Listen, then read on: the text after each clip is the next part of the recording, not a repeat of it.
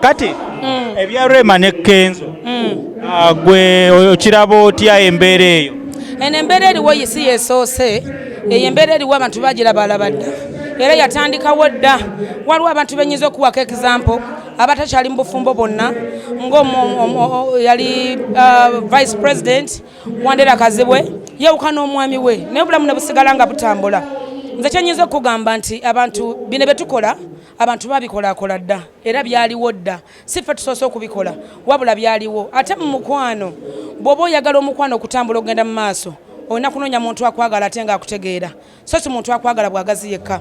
Naye kyenyiza okugamba Rema, saba Mukama Katonda akulungamye mu bufumbo gy'olaze bubeebere bulungi, kubanga obufumbo tebufumbibwa bantu balungi wabula bufumbibwa mpisa, mukwano na kutegeera munno.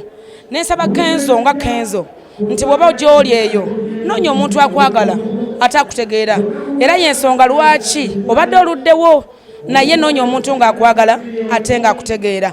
Sesijja kyenyiza okugamba nti ekiseera ky'oli mu kizibu naye mmanyi ojja kikkakanya kuba si gwe osoose.